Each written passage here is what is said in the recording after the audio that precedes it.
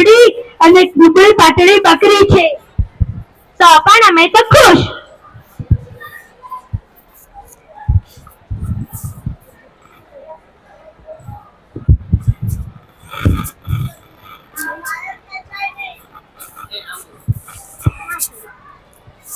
બકરી તો દૂધ દે, કાકી તો ખીલી પણ ખાવાનું દે. ખાવાનું તો નથી તો દૂધ પણ નથી. ચલો હું બકરીને ચરાવવા લઈ જાઉં છું.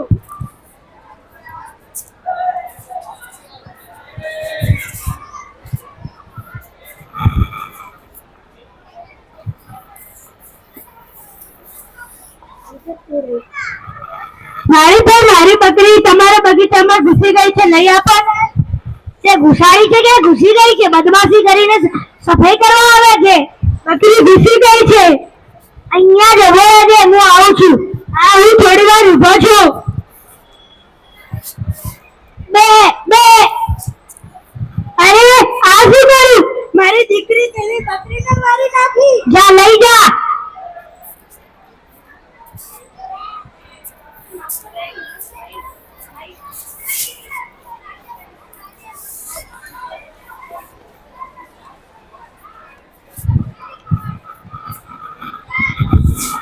શું થયું? પેલા માળીએ આપણી બકરીને મારી નાખી. આવું કઈ કરાતું હશે? તમે માળીની ફરિયાદ છેઠે કરીને આવો.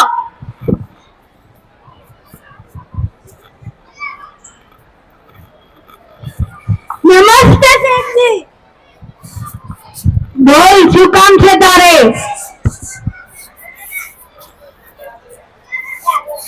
તમારા માળીએ મારી બકરી મારી નાખી.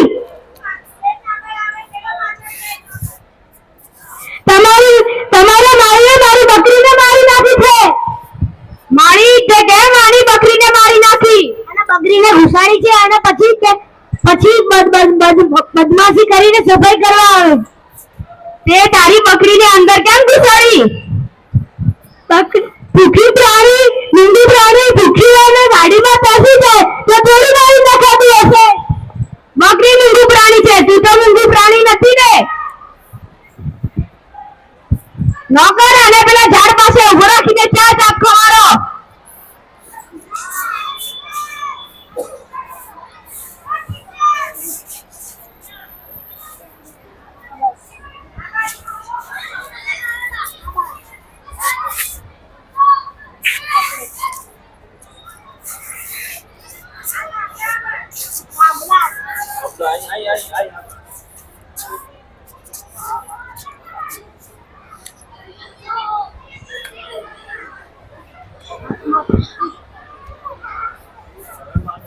જા હવે તારા ઘેર કશું જ નહીં મળે.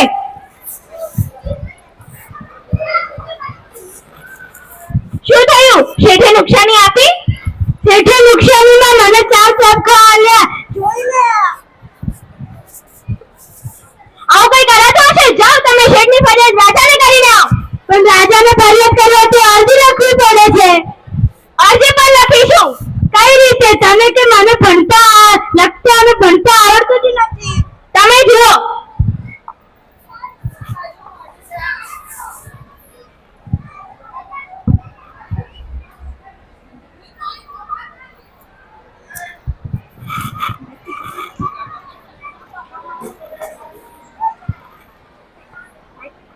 જુઓ, આ આપણું ઘર છે.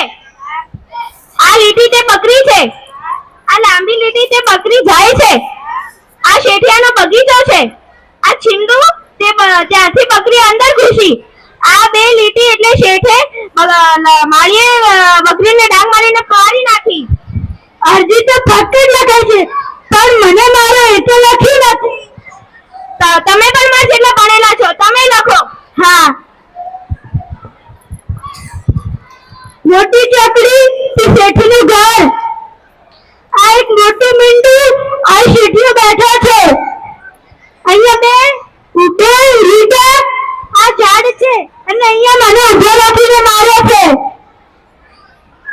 આ ચાર ચાપકો મને માર્યા. હા, અરજી લખાઈ ગઈ. ઉભા રહો. હું ખાવા માટે ઢેબરા ભરું.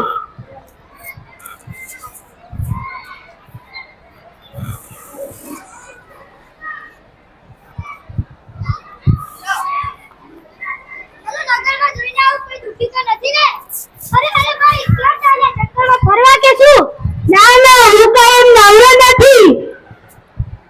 અરે પાછળ શું છે? રાજાને અરજી દેવા જાઉં છું. શી બાબતની અરજી? પેલા મારી અને શેઠે મારી બકરીને મારી નાખી છે. તો અરજી દેખાડું ને.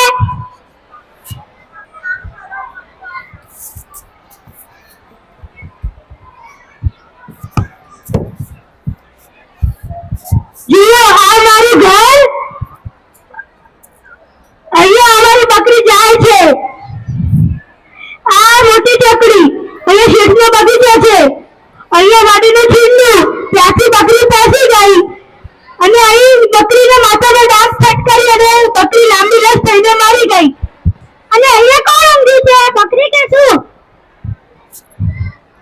હા, અહીંયા બકરીને લાંબી રસ મારી એટલે તે મરી ગઈ છે. અને અહીંયા મને 4 ચાપકા પણ માર્યા છે.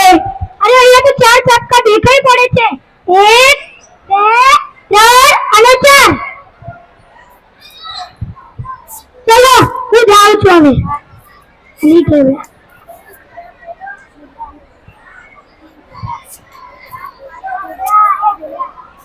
બરાબર, ઢેબરા ખાતા જાઓ.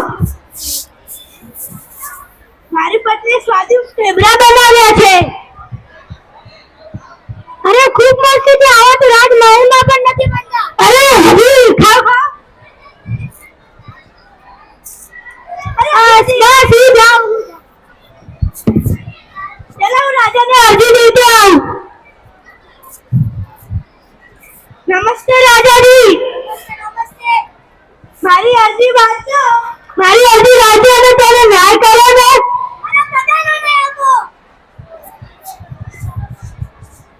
આવી અરજી રાજાને કોણે લખી છે? આમાં તો કઈ જ વંચાતું નથી.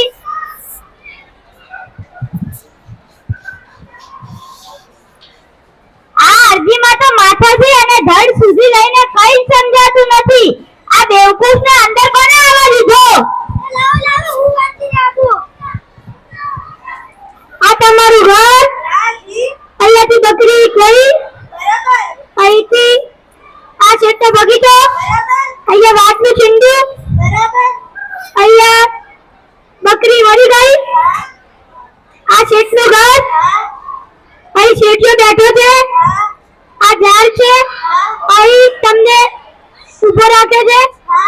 અહીંયા તમને 4 ચાપકા માર્યા. બરાબર. આમાં મને ના મારવા જોઈએ કે ના મારવા જોઈએ? અરે ચોક્કસ મળવા જોઈએ. કોટવાલ. જી મહારાજ. તમે શેઠના નિકટમાંથી 25 બકરી અને 500 રૂપિયા સજુ કાકાને આપી આવો. જી મહારાજ. જાઓ શેઠના ઘરે. જી મહારાજ.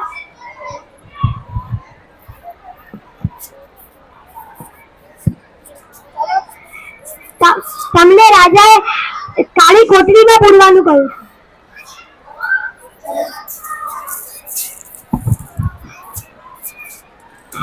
આ બારે ગાડીવાળા છે પણ આમાંથી દિમાગવાળા તો એકેય નથી. એમાંથી દિમાગવાળા એક રાજા છે.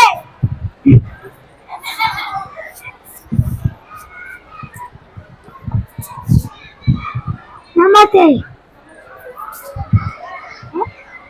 તારી પત્નીના જીવડા તો બહુ સ્વાદિષ્ટ હતા. આવા તો રાજમહેલમાં પણ નથી બનતા.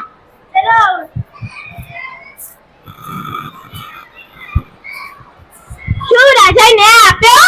હા, રાજાએ ચોક્કસ ન્યાય આપ્યો. ચોક્કસ ન્યાય આપ્યો અને 25 બકરી અને 500 રૂપિયા આપણને આપવાના.